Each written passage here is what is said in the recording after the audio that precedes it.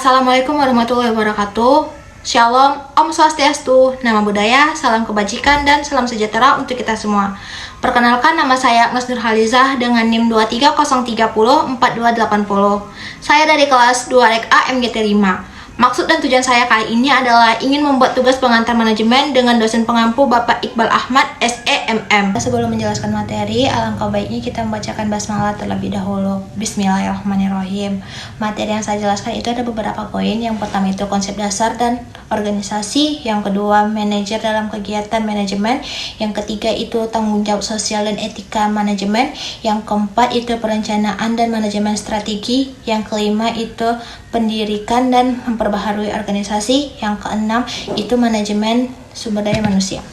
Baiklah, kita mulai materi yang pertama, yaitu konsep dasar manajemen dan organisasi. Saya akan membahas yang pertama, yaitu konsep dasar manajemen. Manajemen itu terbagi atas dua, manajemen sebagai ilmu dan manajemen sebagai seni. Pengertian manajemen secara umum adalah proses pengorganisasian, pengaturan, dan pengendalian sumber daya manusia sampai dengan mencapai tujuan perusahaan. Sedangkan manajemen menurut seni adalah seni yang menyelesaikan pekerjaan melalui orang lain. Fungsi-fungsi manajemen itu terbagi atas 4. Yang pertama itu planning, yang kedua organizing, yang ketiga controlling, yang keempat actualing. Planning adalah proses penetapan sasaran dan cara penyampaiannya. Organizing adalah pengaturan alokasi tugas dan wewenang untuk mencapai suatu tujuan. Controlling adalah proses pengawasan kegiatan produksi. Actuating adalah proses menggerakkan seseorang agar termotivasi agar melakukan tugasnya. Fungsi operasional dalam manajemen itu terbagi atas 5. Yang pertama itu manajemen sumber daya manusia, yang kedua manajemen pemasaran, yang ketiga manajemen produksi, yang keempat manajemen keuangan, yang kelima manajemen informasi. Baiklah, saya akan menjelaskan manajemen sumber daya manusia terlebih dahulu. Manajemen sumber daya manusia itu berasal dari individu atau diri sendiri.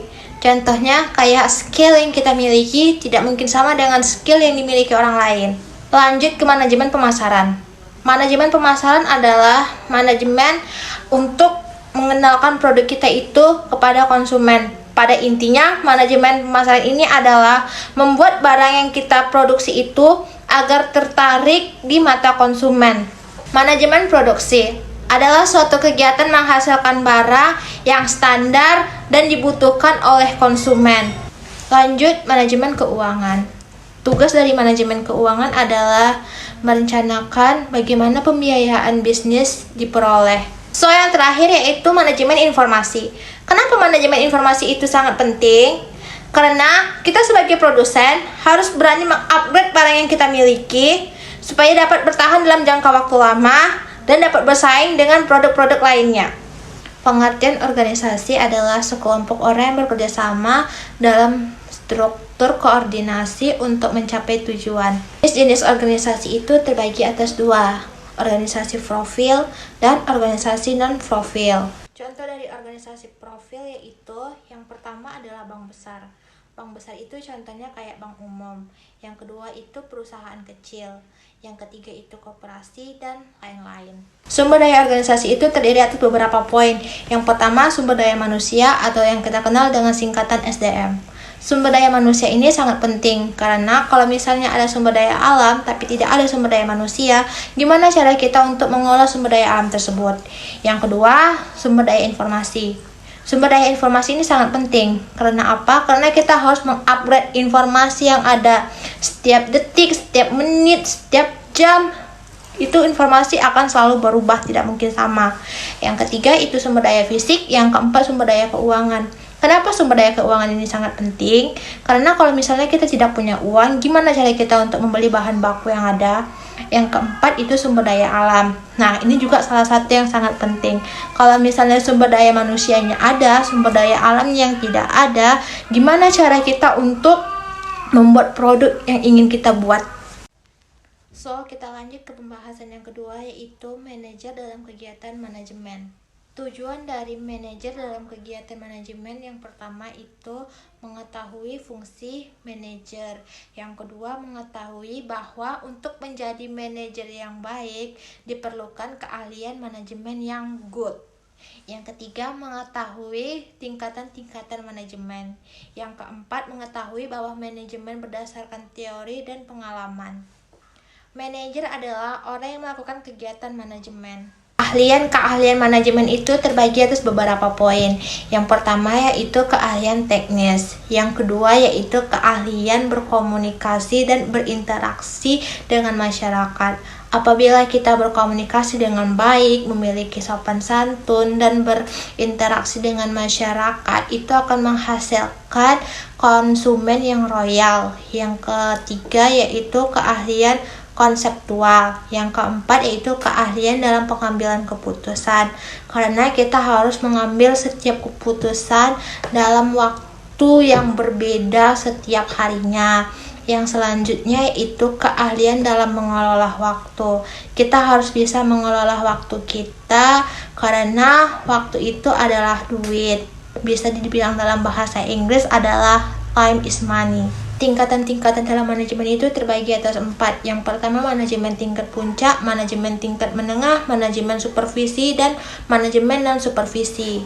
Baiklah, materi selanjutnya yaitu tanggung jawab sosial dan etika manajemen. Tanggung jawab sosial perusahaan adalah bentuk kepedulian perusahaan terhadap lingkungan internal maupun lingkungan eksternal dalam perusahaan melalui berbagai kegiatan yang dilakukan dalam rangka penjagaan lingkungan dan norma di masyarakat serta sebagai bentuk tanggung jawab sosial lainnya. Strategi pengelolaan tanggung jawab sosial perusahaan terdiri atas beberapa poin. Yang pertama yaitu strategi reaktif, yang kedua yaitu strategi didaktif, yang ketiga itu strategi akomodatif, yang keempat itu strategi proaktif. Manfaat tanggung jawab sosial perusahaan itu terbagi atas 3 poin. Yang pertama, manfaat bagi perusahaan, yang kedua manfaat bagi masyarakat, yang ketiga manfaat bagi pemerintah. Dimensi etika dalam manajemen. Etika adalah pandangan, keyakinan, nilai akan sesuatu yang baik dan buruk, serta benar dan salah.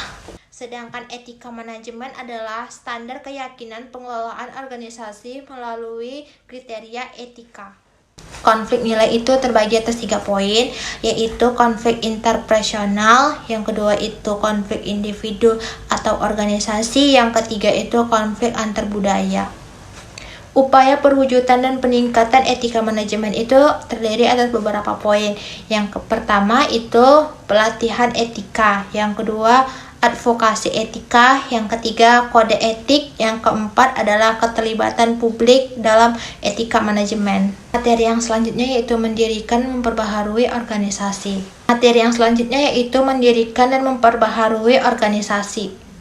Small business. Small business adalah bisnis yang dimiliki dan dikelola secara lokal dengan memiliki karyawan yang sedikit dan bekerja di satu titik lokasi. Kewirausahaan adalah orang yang memulai bisnis kecilnya hingga menjadi bisnis besar. Manfaat kewirausahaan. Yang pertama itu menambah pertumbuhan ekonomi. Yang kedua, produktivitas. Yang ketiga, teknologi, produksi, dan jasa baru. Yang keempat, perubahan pasar. Materi yang terakhir yaitu manajemen sumber daya manusia. Adalah manajemen yang berasal pada diri kita sendiri. Setiap orang memiliki skill yang berbeda. Karena kalau misalnya kita memiliki sumber daya alam yang berlimpah ruah, sedangkan kita tidak memiliki sumber daya manusia yang cukup untuk mengolah sumber daya alam tersebut, maka sama halnya itu dengan disebut bohong. Karena orang Indonesia itu lebih banyak mengimpor hasil alamnya ke luar negeri daripada ke dalam negeri. Karena apa? Yang pertama, teknologinya yang kurang canggih. Yang kedua, sumber daya manusianya yang kurang memadai. Maka dari itu kita harus memperbaiki sumber daya manusia kita terlebih dahulu. Demikianlah video ini saya buat. Saya mengucapkan terima kasih kepada Bapak dosen yang telah membantu saya dalam penyelesaian tugas ini. Saya pamit undur diri. Assalamualaikum warahmatullahi wabarakatuh.